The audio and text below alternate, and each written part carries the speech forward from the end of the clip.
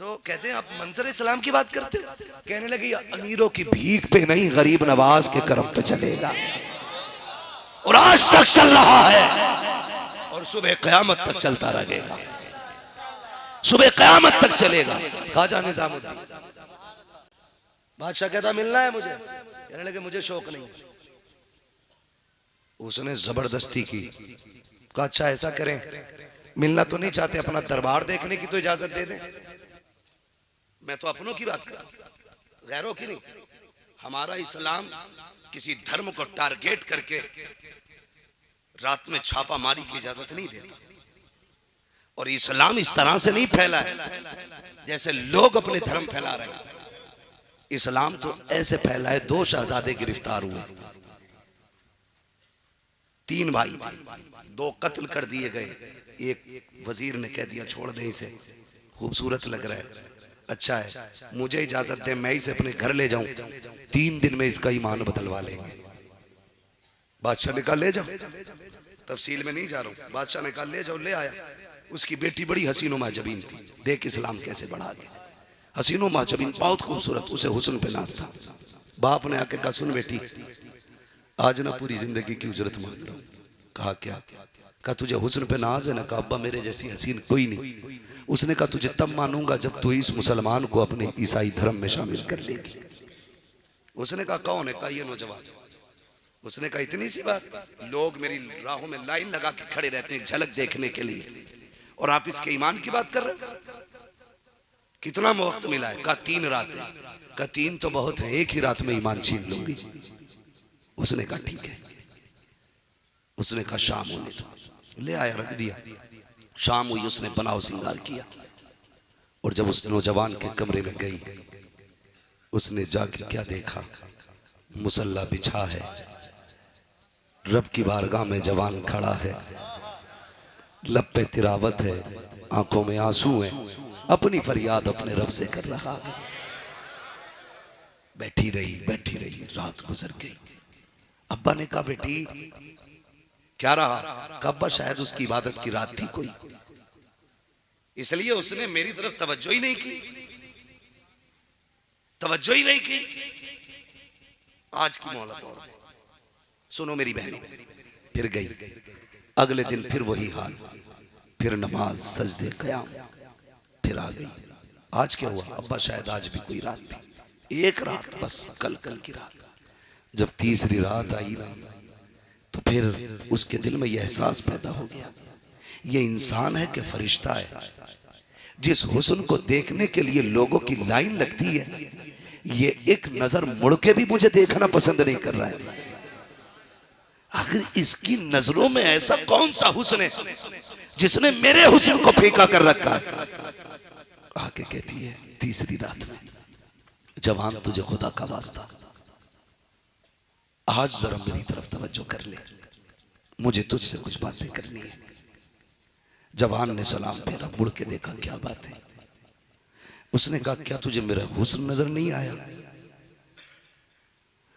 तो नौजवान ने कहा जिसने हुजूर का हुस्न देखा हो वो दुनिया के हुस्न पे नहीं बिका करते। हमने महबूब का हुस्न देख लिया है, तेरे हुस्न की औकात ही क्या है? उसने कहा फिर एक काम कर। कहा क्या? कहा हाथ बढ़ा के कलमा पढ़ा दे, मुझे भी अपना बना ले। कहा क्यों? कहा जिस मजहब का मानने वाला इतना पारसाग है, उस मजहब का लाने वाला कितना पारसा रहा। इस तरह से इस्लाम फैला, रातों रात डांके मार के नहीं, पैसों का लालच दे के नहीं। अगर लालच से इस्लाम फैलता तो सिर्फ मक्के में रह जाता, सिर्फ अरब में रह जाता। लेकिन दुनिया के कोने कोने पे जो इस्लाम फैला है, ये लालच की बुनियाद पे नहीं, हक्कानियत की बुनियाद पे फैला है। और बेटी इतनी अंधी हो गई, इतनी अंधी हो गई, किसी ने पैसे का लालच दिया, डूब गई। कसम खा के कहता हूं, भागने वालियों की बात नहीं, जो ससुराल चली गई है और शोहर के घर सोने के लुक्मे खा रही है, उनसे जाके पूछना क्या तुम्हें शोहर के घर के सोने के लुकमों में वही लज्जत है जो बाप के घर की चटनी के लुकमों में लज्जत आती थी? वो जबान पकड़ के कहेगी खबरदार, यहाँ की रोटी को मेरे बाप की रोटी से ना मिला लेना, उसके घर की चटनी के टुकड़े यहाँ के मुर्ग बकरों से ज्यादा अच्छे लगते थे। उनसे जाके पूछ बेटी बाप क्या होता है, उससे जाके पूछ तुझे पालने वाला कौन है, जो तुझे मान कहता रहा, सम्मान कहता रहा, अभिमान कहता रहा, अपना गुरूर अपना घमंड कहता रहा। कई बापों ने तो इतना प्यार बच्चियों से किया, कहते थे शुक्र है बेटा नहीं है, बेटी रब ने दी है, लेकिन बेटी में बेटे के भी जलवे नजर आते हैं, बेटी के भी जलवे नजर आते हैं। ये प्यार कौन करेगा? सिर्फ बाप। और हम जाके गैरों के बिस्तर पे लेट गए। तेरी इज्जत इतनी सस्ती, इतनी गिरी हुई इज्जत। सोशल मीडिया पे देखा होगा कि मैं धर्म छोड़ रही हूं, क्यों? अपने पप्पू की वजह से। और रीजन नहीं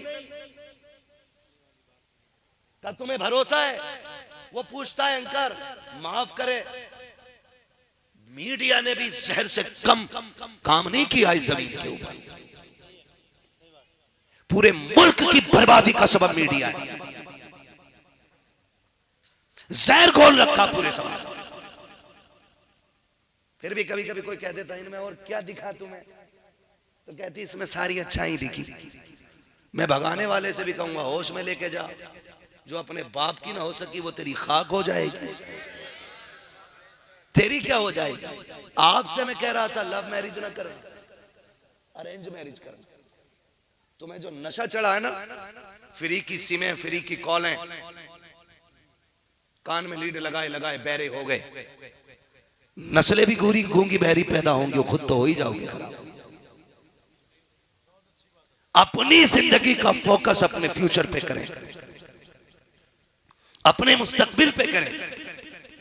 कह रहे अम्मा बस यही वाली जो अपने पड़ोस में रहती है ना, इसी से रिश्ता करना, ये ना मिली मर जाऊंगा। मर जा डूब के, मर जा जाकर के। कह रहा इससे अच्छी नहीं मिलेगी। मैंने कहा तेरे जैसे निकम्मे ठलुए को हाँ इससे अच्छी नहीं मिलेगी, तेरे जैसे निकम्मे नाकारा को इससे अच्छी नहीं मिल सकती है। मैं कहता हूँ फ्यूचर अच्छा कर ले, खुदा की कसम तकदीर भी अच्छी हो जाएगी, तेरी दुनिया भी अच्छी हो जाएगी।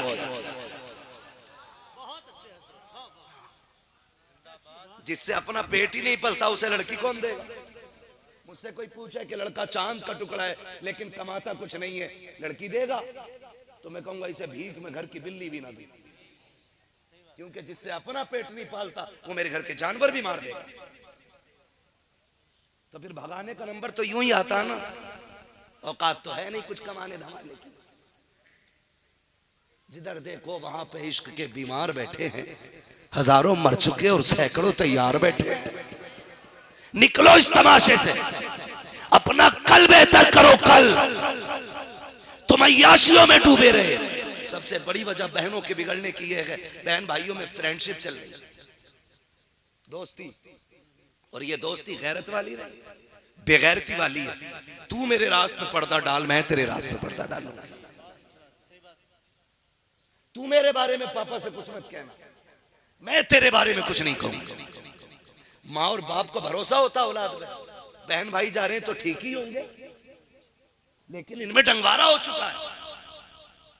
तू अपनी राह जा, मैं अपनी जाती हूं। तू भी मत बताना, मैं भी नहीं बताऊंगा। और भाई भाई दलाल नहीं होते, भाई बहनों की इज्जत के रखवाले हुआ करते, इज्जत के रखवाले होते। इन सारी बातों पे ध्यान दो जो मैं कहता जा रहा हूं। और मेरी बेटी सुन, तेरी इज्जत कितनी अजीम है, तुझे हव्वा की बेटी बनाया गया। ये अलग बात है कि नबुव्वत का ताज मर्दों के सर पे सजा, लेकिन नबी जिसकी गोद में आए वो औरत होती है, वो औरत ही होती है जिसकी गोद में नबियों ने आके खोली है, जिसके सीने का दूध वलियों ने पिया है, वो औरत ही होती है। जो अब्दुल कादिर की माँ है वो औरत है, जो सिद्दीक अकबर की माँ है वो भी औरत है, जो फारूक आजम की माँ है वो भी औरत है, जो उस्मान गनी की माँ है वो भी औरत है, जो करबला के ताजदार की माँ है वो भी तो औरत है, जो हैदर कर्रार की माँ है वो भी तो औरत है। तुझसे किसने कह दिया औरत बेवकार होती है? तूने औरत का मनसब समझा नहीं है। काश अगर तू सही से औरत हो जाती, दस्तरखान तेरा होता, खाना लाने वाला जिब्रील होता, हाथ तेरे उठते, दुआओं के किबले रब तेरे घर की तरफ फेर देता। खुदा की कसम अगर तू सही से मुसलमान होती, तेरे आंसू निकलते, खुदा तेरे बेटों के लिए जन्नत से जोड़े भेज दे। लेकिन तू सही से औरत बन तो सही, पूरी जिंदगी चुगली करती रही। बेटी बैठी और अम्मा सेंचुरी मार रही है, पूरा दिन बैठे बैठे वो ऐसी है, वो ऐसी है, वो ऐसी है, वो ऐसी है। ये जो पास में बेटी बैठी है ना, ये सिर्फ मिट्टी का पुतला नहीं है, ये रिकॉर्डर है। जैसा तुम करोगे ये वैसे ही करेगी। एक दिन सैयदा ज़ैनब रज़ी अल्लाह ताला अन्हा कुरान की तिलावत कर रही थी, बेतवज्जोही में दुपट्टा सरक गया। उम्र ज्यादा नहीं थी, उम्र 4 या 3 साल थी। कुरान की सबसे कम उम्र में बनने वाली कारिया को सैयदा ज़ैनब कहा जाता है, जो करबला के इमाम की बहन है, अली की बेटी है। कम उम्री में कुरान पढ़ रही है, अचानक दुपट्टा सरक गया, खातूने जन्नत की नजर पड़ गई। इतनी तेज दौड़ी कि लोग नुकसान होती दौलत की तरफ इतनी तेज नहीं दौड़ते गए जैसे सैयदा ज़ैनब बेटी के उतरे दुपट्टे की तरफ दौड़ी। चौथी सर छुपा दिया, कहा ज़ैनब कभी सर से दुपट्टा ना उतरने देना, अगर बेटी दुपट्टा उतार दिया हमने तो उम्मत की बेटियां कपड़े ना उतार दें। वो भाई ऐसी माएँ होती हैं, जब उन्होंने बचपन में तालीम दी थी, करबला में 72 लाशें थी, लेकिन सैयदा ज़ैनब के सर से चादर नहीं उतरी थी। आज मां सेंचुरी मार रही, मैयत में भी जा रही है तो इसका टेप रिकॉर्ड बंद नहीं। मर तो गए अच्छे थे, लेकिन लल्ली बता में लोड़ियां बड़ी दुख में रखी। ऐसियों को कब्र पे भी नहीं, जनाजे पे कई मत आने दिया कर, इन्हें तो घर में पैक रखो, इसलिए कि बातें सुना सुना के मुर्दे को तकलीफ देती। समझ रहे मेरी बात? तो मैं क्या बात अर्ज कर रहा था आपसे, भूल गए? तो भाइयों से गुजारिश, आप गैरत वाले लोग हैं। मुझे नहीं लगता इस समाज मेरे इस महफिल में कोई इतना बेगैरत बैठा होगा, क्योंकि महफिल गौस की और कोई बेगैरत आ जाए हो ही नहीं सकता है। इसलिए कि महबूब की महफिल को महबूब सजाते हैं, आते हैं वही जिनको सरकार बुलाते हैं। कोई ये ना सोचना हम ही जलसा सुनने गए थे और हम ही गालियां पड़ी हैं, नहीं। कभी अपनों को डांट के ना दूसरों को समझाना मकसद होता है, कभी अपनों को डांट के दूसरों को समझाना मकसद होता है। जब किसी और का बच्चा गलती करता, बाप जाके अपने के थप्पड़ मारता है, कहता आइंदा ये गलती न करना, मतलब ये नहीं अपना बेटा बुरा है, मतलब ये है ताकि सामने वाले की समझ में आ जाए ये जो काम तुमने किया है ये बुरा किया है, बुरा किया। इंशाअल्लाह नमाजों के पाबंद रहेंगे, घर में पर्दे को लाजिम करेंगे। गौर कीजिएगा, बगदाद वाला यूं ही नहीं आया है, माँ इतनी पारसा थी कि गैर महरम की नजर नहीं पड़ी है, तब रब ने अब्दुल कादिर जिलानी अता किया है। और अगली बात सुन लें, तवज्जो है ना, वो बाद में वली नहीं, माँ के शिकम से वली पैदा हुआ है। एक दिन माँ की गोद में बैठे बैठे कह रहे अम्मी एहसान है मेरा आपके ऊपर। माँ चौंक गई, बेटे पूरी दुनिया पे माँ का एहसान होता है, तुम्हारा हम पे है? कहा हाँ। कहा कौन सा एहसान? कहा अम्मी एक दिन तुम घर में थी, डाकू आया था? कहा हाँ। कहा भीख भिखारी आया था? कहा हाँ। उसने भीख मांगी थी? कहा ठीक। कहा तुमने पर्दे की आड़ से ना कुछ पैसे दिए थे, उसने हाथ का कंगन देख लिया था, उसकी नीयत खराब हुई, वो कंगन छीनना चाहता था, जैसी वो तुम्हारी तरफ हाथ बढ़ाया तुम्हारी चीख निकली, तुमने रब को आवाज दी मदद के लिए। अम्मी फिर क्या हुआ? कहा बेटे फिर तो रब का करम हुआ, शेर आया और उस डाकू को चीर फाड़ दिया। मुस्कुरा के कहते अम्मी वो जंगल का शेर नहीं, तेरा अब्दुल कादिर जिलानी आया था, तेरा अब्दुल कादिर जिलानी आया था। अम्मी एहसान है मेरा, एहसान है मेरा। कई कुत्तों ने इस करामत पे भौंकने की जरूरत की, कहा ये कैसे हो सकता है? मैंने कहा तेरे जैसे को समझ में कैसे आए? इस करामत को हासिल करने के लिए बेटे को अब्दुल कादिर जिलानी होना पड़ता है। अब्दुल कादिर जिलानी होना पड़ता, तब जाके अल्लाह ये करामतें अता फरमाता, ये करामतें अता फरमाता है। और आगे बढ़े, और आगे बढ़े। बगदाद वाले को देखें, आपने पूरी जिंदगी अल्लाह की रजा के लिए गुजार दी। माँ को आप देखें, 80 सिक्के थे, 40 गौस पाक को दिए, 40 भाई के लिए रखे। ठीक है जी, 40 किसके लिए? मेरा टाइम ओवर हो गया, अब ये सुई ऊपर चल रही है, अगर आप तवज्जो नहीं देंगे तो फिर मैं खत्म कर लूंगा। कितने सिक्के दिए? जोर से कितने? और जोर से, ये वाले भी बोल रहे कितने? 40 सिक्के दिए। अल्लाह कबूल फरमाए हाजिरी, बहुत अच्छा आप सुन रहे हैं। 40 सिक्के दिए। माने का लाल, मैं तुम्हारे साथ जा नहीं सकती, परदेश जा रहे हो, परदेश जा रहे हो। याद रखें, जब लाल परदेश जाते ना तो सिर्फ बीवियों की आंख में आंसू नहीं आते, माँ खून के आंसू रोया करती है, माँ खून के आंसू रोया करती है। जो मेरे भाई परदेश जाते ना वो माँ को समझते होंगे। आप देखना, याद रखना, मैं देखो किसी की बीवी की बुराई नहीं कर रहा हूं, किसी को गलत नहीं कह रहा हूं, लेकिन मैं माँ का दर्द समझाना चाहता हूं। बेटा ना फोन करे, माँ से भी वीडियो कॉल पे बात करे, बीवी से भी बात करे, तो बीवी मुस्कुरा के कहती है, और ओवर टाइम कर रहे हो कि नहीं? ओवर टाइम कर रहे हो कि नहीं? देखो ठीक से करते रहे ना, आप क्या होगे तो हार बनाऊंगी। लेकिन वही फोन, वही कॉल चलते चलते बस एक फीट हटे और माँ के सामने आ जाए। माँ जब देखती है कहती, क्यों मेरे लाल रोटी नहीं खाई है? ज्यादा मेहनत कर रहा है। क्यों अम्मा? बेटे कमजोर लग रहा है। उसकी नजर जेब पे नहीं, बेटे की सेहत पे हुआ करती है, बेटे की सेहत पे होती है। और जब तुम परदेश जाते हो ना, माँ दरवाजे पे बैठ के इंतजार करती है, काश मेरा लाल एक बार मुझसे बात कर ले, मुझसे भी मिल के आ जाए। बीवी से गले मिल के वादे कर रहा है, मिनट घंटे महीने सारे गिन के बता दिए, फला दिन फला तारीख इतने बज के इतने मिनट पे इंशाल्लाह तेरे साथ आके मुलाकात हो जाएगी। माँ देखती रह गई, बेटे बताता तो जा कब आएगा, कहाँ जा रहा है? कहा तुम्हें क्या पता कितने शहर कितने जिले हैं, किधर जा रहा हो तुम क्या जानो? काश तुमने 5 मिनट माँ को दिए होते, 3 मिनट बीवी के पास बैठता, 5 मिनट माँ के कदमों में बैठता, उससे कहता, माँ परदेश जा रहा हो, तेरी दुआओं की जरूरत है, अम्मा दिल थोड़ा ना करना, जिस चीज की जरूरत हो फौरन बेटे को एक कॉल कर देना, अगर काम बैठे बैठे हो गया वहीं से कर दूंगा, वरना दौड़ के आ जाऊंगा। माँ ये मत सोचना मेरे बच्चे हैं, मेरी बीवी है, इतना कह दे माँ मैं उनका बाद में हूँ, पहले तेरा हो। तूने 18 साल सीने से लगा के पाला है, तेरे बचपन की खिदमत याद है, तेरा सीने से लगाना याद है,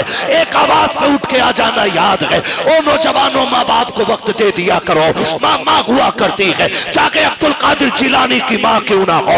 40 सिक्कों के बारे में कहती है, मेरे लाल तू जा रहा है, माँ तेरे साथ नहीं आएगी। इतना सुना गौस की आंख में आंसू आ गए, माँ इतने साल तेरे बगैर नहीं रहा हूँ, अब कैसे रह पाऊंगा। माँ ने कहा था, बेटे तुम्हें हुजूर का दीन सीखना है, तुम्हें आम बच्चों की तरह नहीं बनाया गया है। ए बेटे जिस तरह रुतबे तुम्हें आला दिए गए हैं, जिम्मेदारी भी बड़ी दी गई है। ए बेटे मेरे लिए नहीं, मुस्तफा के दीन के लिए ये कुर्बानी बर्दाश्त करना पड़ेगी। बगदाद वाले ने माँ को अगर छोड़ा है तो जरूरत के लिए नहीं, बल्कि मुस्तफा की उम्मत के लिए माँ को छोड़ के गए। नारे तकबीर, नारे रिसालत, फैज़ान गौस आज़म, असमत वालिदैन, मुफ्ती हम्माद साहब किबला। क्या बात है मुफ्ती साहब, बहुत अच्छा, सुभान अल्लाह। कोशिश करें अपनी माँ को वक्त दिया करें, माँ को वक्त दिया करें। परदेश रहते हैं, हम लोग भी अक्सर मुसाफिर लोग, रातों दिन सफर में रहते हैं और जिंदगी मौत का कुछ नहीं पता। उजाले अपनी यादों के हमारे साथ रहने दो, न जाने किस गली में जिंदगी की शाम हो जाए। कोई नहीं जानता ये निकला है पलट के आएगा कि नहीं, कोई नहीं जानता मैं सफर कर रहा हूं मैं लौटूंगा कि नहीं, किसी को नहीं पता। अगर लौट आते हो तो रब का करम है, लौट आते हो तो रब का करम है। इसलिए घर से जाया करो ना, माँ को राजी करके उठा करो।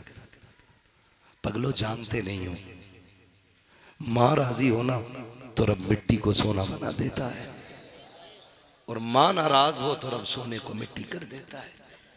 गलत भूल में गलत सोच रहे हो। कि हम इनसे छुपा के रखें, अमीर बन जाएंगे। अल्लाह की कसम बरकतें उठ जाती हैं, बरकतें उठ जाती हैं। बरकतें तभी रहती हैं जब माँ बाप का हिस्सा शामिल रहता है, माँ बाप का हिस्सा शामिल रहता है। बगदाद वाले की अम्मी कहती है, लाल जा रहे हो? जी अम्मी, मेरे सीने से लग, पता था फिर ये पलट के नहीं आएगा। जानती थी बेटे से आखिरी मुलाकात है, अब शायद मेरी मुलाकात बेटे से ना हो। माँ ने 40 सिक्के दिए, सदरी में सिल दिए। सोचो तो सही, आम माँ होगी कोई वो जिसका बेटा आलम अरवाह में भी वली है, माँ के शिकम में भी वली है, पैदा होते ही रोजा रख रहा है, कितना पारसा बेटा होगा। उस बेटे से माँ कह रही है, बेटे वादा कर, झूठ नहीं बोलना है। ये बात तो समझ में ही नहीं आती है। जो पैदाइशी वली हो, जिसका रोजा ना छूटा हो, वो झूठ बोलेगा? झूठ से मुश्किल काम था पैदा होते ही रोजा रखना। जिसने पैदा होते ही रोजा रखा, फिर उससे ये वादा क्यों लिया जा रहा है झूठ नहीं बोलना?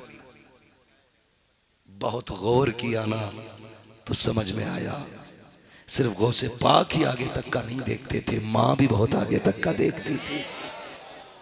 गोया मां ये कहना चाहती थी, अब्दुल कादिर जा तो रखे हो, काफिले के साथ जा रहे हो, मैं साथ नहीं हूं बेटे, लिहाजा अपनी चीज का हिसाब तुम्हें ही देना है।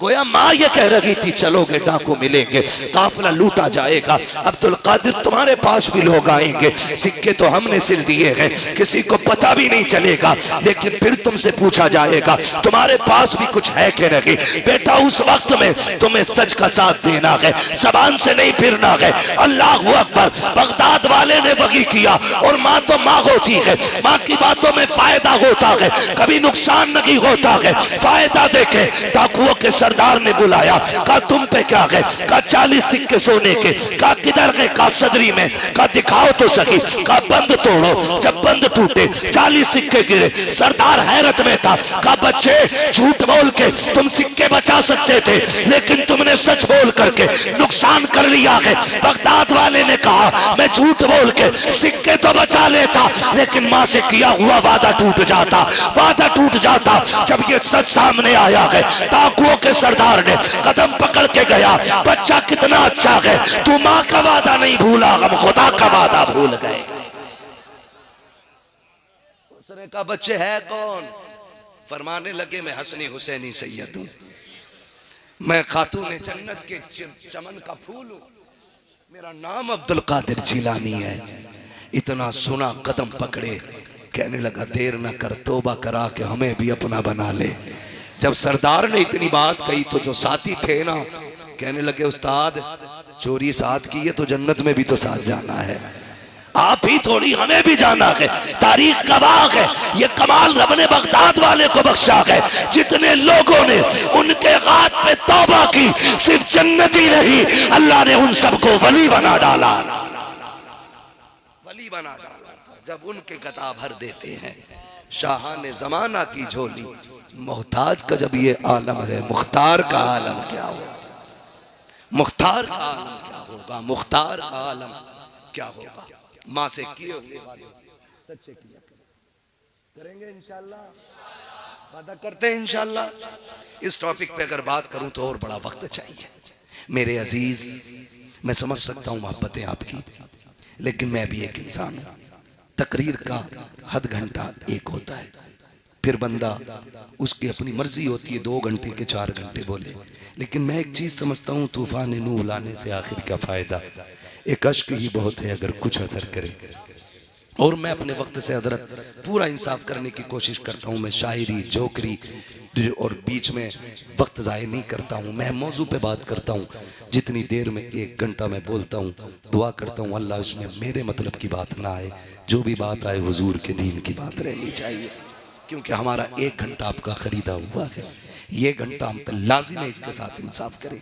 इसलिए कभी हम सफ़र नहीं बताते, कभी फ्लैट नहीं बताते, कभी ट्रेन नहीं बताते। आ गए, अल्लाह ले आया, आपसे मुलाकात हो गई है। अब यहाँ बैठ करके इधर उधर की चापलूसी ज़रूरी नहीं है। जो ड्यूटी लगी है दीन का वो काम कर जाएं। बगदाद वाला माँ से प्यार करता है, माँ बगदाद वाले से प्यार करती है, और रब ने फिर बगदाद वाला इल्म सीखने के लिए गया। आप कहते हैं दरस्तुल इल्म हत्ता सिरतु कुतबा, मैंने इतना पढ़ा कि रब ने मुझे कुतुब बना डाला।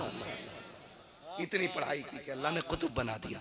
आज जाहिल कहता नहीं नहीं मौलवियों की और फकीरों की नहीं, फकीर नहीं बे फटीचर है, फटीचर है, फकीर नहीं है। फकीरी की पहली पैरी को इल्म कहा जाता है, जिसे इल्म नहीं वो फकीर नहीं। इसलिए फक्र होता क्या ये तो इल्म ही बताता है। फक्र होता क्या है ये तो इल्म ही बताता है, इल्म ही बताता है। ख्वाजा निजामुद्दीन औलिया पाए के बुजुर्ग जो दिल्ली जाते हैं जानते हैं निजामुद्दीन औलिया कौन है? ठीक है, आपसे ना बादशाह जो था उस वक्त का बड़ी कोशिश करता रहा मिलने की, बहुत कोशिश की उसने, लेकिन आपने ना अपने महल में 2 दरवाजे बनवा रखे थे। क्यों? कि आपको बादशाहों और अमीरों वजीरों से मिलने का शौक बिल्कुल नहीं था। सुन ले जरा, अल्लाह समझ अता फरमाए, शौक ही नहीं था। आज तो लोग पैसे वाला देख के चापलूसी शुरू कर देते है। अगर कोई 500 का नोट उठ के दे दे, मैं कहूंगा जिसे जन्नती देखना इसे देख ले, भले ही उसके पैसे कमाई सारी ब्याज का पैसा लेता हो, हराम का पैसा हो, शराब बेचता हो, तो मैं चापलूसी में कहता हूँ जिसे जन्नत देखनी हो इसे देख लो भाई। मुझे 500 रुपए देकर जन्नत मिल गई। इतनी सस्ती जन्नत होती तो हुसैन करबला में 71 लाशें ना उठाते। लिमिट में और खाल में रह के जन्नत बांट। अल्लाह पूछेगा कयामत के दिन किधर है जो बांटी थी जन्नत? ठेकेदार बना घूम रहा था? यूं ही नहीं है तो अमीरों पे आके लोग फिसल जाते हैं। मेरे इमाम से भी कहा था किसी ने, ऐसा है नवाब साहब है, हाँ नानपारा के नवाब साहब है, उनकी शान में कसीदा लिख दो। क्यों? क्योंकि पहले रिवाज था नवाबों की शान में शेर पढ़े जाते थे, वो इनाम देते थे। कहा आपके कलम की शोहरत है, आपके इल्म की भी शोहरत है, आप लिख देंगे ना उनके बारे में तो इतना देंगे साल भर मंजर इस्लाम का खर्चा निकल जाएगा। तो आपने ना कलम उठाया और कलम उठा के कहा था करूं मदह अहले दुअल रजा, पढ़े इस बला में मेरी बला, मैं गदा हूं अपने करीम का, मेरा दीन पारा इनान है। कहने लगे मंजर इस्लाम की बात करते हो?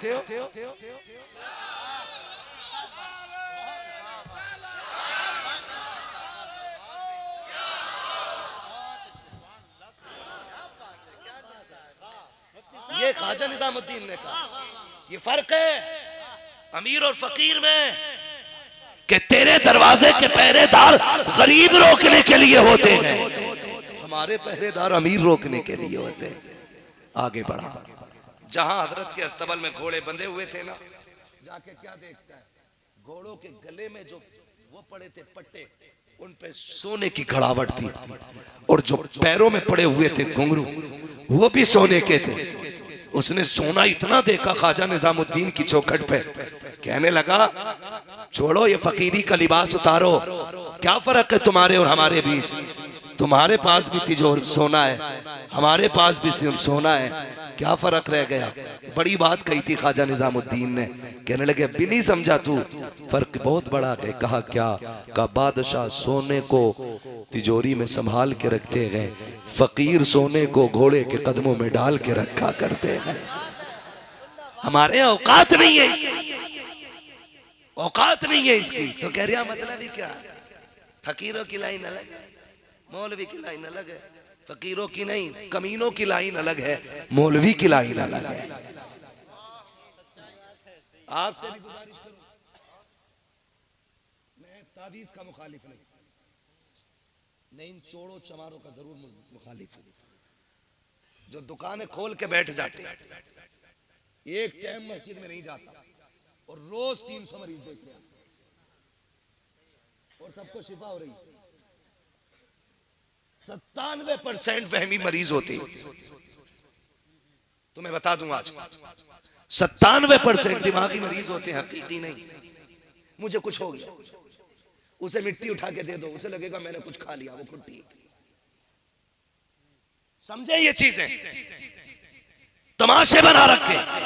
तावीज का मुखालिफ नहीं, हम एक नहीं 5 भी पहन लेंगे, लेकिन देने वाला मुफ्ती आजम जैसा होना चाहिए। जिसके आगे मुवक्किल हाथ बांधे खड़े रहते हैं। ऐसा भी तो एक टाइम मस्जिद में नहीं जा रहा, रोज 300 मरीज देख रहा, कह रहे अल्लाह का बड़ा करम है, लंबी कमाई है। पैसे आना करम की बात नहीं होती है, पैसे आना करम की बात नहीं होती है। पैसे करम से होते तो फिरौन, शद्दाद, हामान, कारून सारे ही पैसे वाले थे। गरीबी अगर करम के खिलाफ है तो फिर अली अल्लाह वाला की, क्योंकि जिसे रब ने बेटी दी उसके घर में तो एक वक्त का खाना भी नहीं था। जिसे नबी ने बेटी दी वो तो बड़ा गरीब था, धोखा न खाना पैसे देख के, इस पे बड़ा करम है, अल्लाह पैसे दे रहा। सुने मेरी बात, इन्होंने ना बेड़े गर्क कर दिए। हमारी और आपकी कोशिश ये रहे हम रब के भी करीब हो जाएं, मुस्तफा के भी करीब हो जाएं। जब ये कुर्बतें मिलेंगी ना तो फिर किसी जाहिल की जरूरत नहीं, जाके कह रहे जब से आई है लड़ी रही है। देखियो सितारे किधर हैं दोनों के, हाँ सितारे मिलवा रहे हैं। अब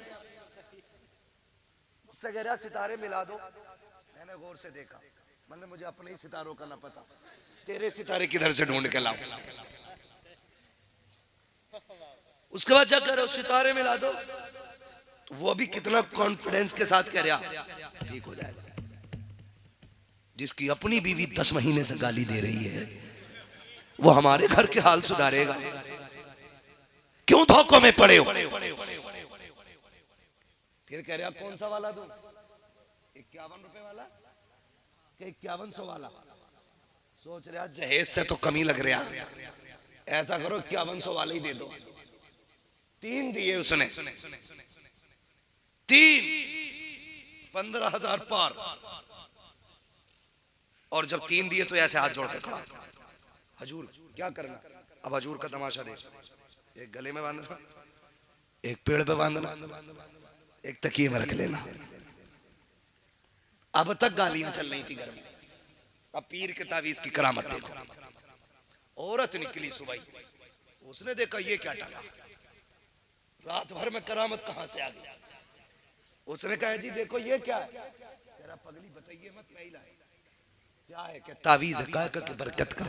ऊपर क्यों टांगा? तो उल्लू बना के कह रहा बरकत ऊपर से ही आती है। पीर साहब ने कहा बच गया। कह रहा शुक्र अल्लाह का, एक से बच गया। जब नहाने उठा, कपड़े चेंज किए, कहा ये क्या? तो दिल घबरा गया, देखा ना रात को उठ के बैठ जाऊं, उसी का तावीज है। 2 तीसरा नंबर जब आया, खुद बताओ बिस्तर कौन झाड़ता है? बोले बीवी, बहन, बेटी, माँ।